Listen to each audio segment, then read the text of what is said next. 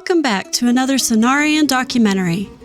Today, we find an adult Yenyasha named Iris sitting by the water, enjoying the mild weather before winter comes.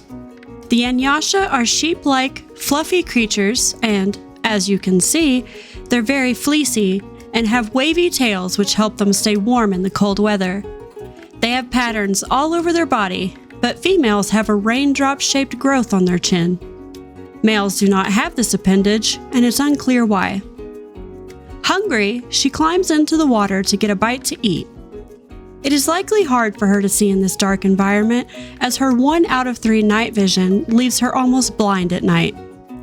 However, being semi-aquatic, she's easily able to navigate the depths of the dunes pond. She eats her fill of kelp and then swims around, enjoying the cool water. She leaves the fish, as she is an herbivore and rarely kills for sport. When she leaves the water, winter begins. Her attempts to change the weather fail, but her ability to change the weather can still be a very beneficial skill, as it can help her slow flying foes by imposing rain on them. We find our friend Iris later at the volcano, where she's clearly in a battle with a lone puffwump. It's unclear who started the battle, but it's in full force when we arrive, and Iris is bleeding. The puffwump has inflicted bleed on her. We see Iris use her cloud breath, and this is a smart move. It won't do any damage to the puffwump, but it does give her mud generation, stamina, and regenerates 1% of her health, which already regenerates quite quickly.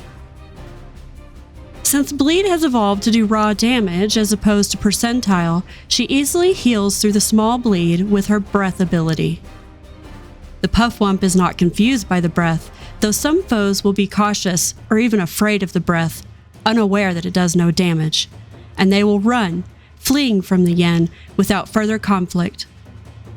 Iris's high speed and stamina helps her in the fight. The puffwump has the same advantage, but lacks the breath that gives our Yenyasha friend the extra stamina. With only 800 health, but a high health regeneration rate, Yenyasha is able to endure the puffwump's blows for a while, but begins to bleed and lose health after some time. The battle ends when the puffwump flees, unable to inflict fatal damage on Iris. Here, Iris is exhibiting typical Yenyasha behavior as she is hiding in a cave. Yenyashas are shy creatures, typically lurking in caves and crevices alone. They rarely come together, for mating only. They use the foggy days for cover as their cloud-like bodies blend in. Here, we're very intrigued when we see a lone baby Hellion warden wander into Iris's den. While a Yenyasha would normally run from such a large creature, especially one with such huge night vision advantage, Iris seems interested.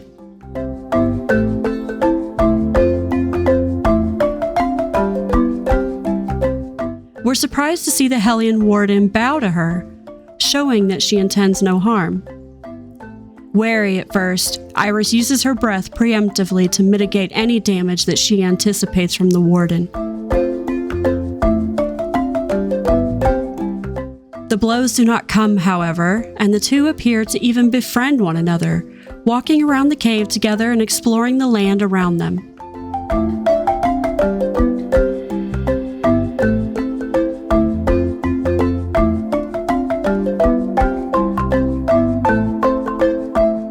Later, we see the two playing what looks like a game of hide and seek or tag.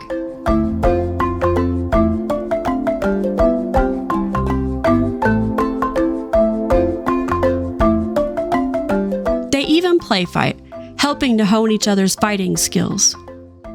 It's unlikely that we would see a Yenyasha with another creature, and that we'd see a Hellion warden away from its home. It is especially odd to see the two living so harmoniously. Perhaps it is time for us to re-examine our stereotypes of the two and study this behavior further. It seems like this will not be a hard task, since it appears that these two will be inseparable for some time. This goes to show that we have so much to learn about this newly found species.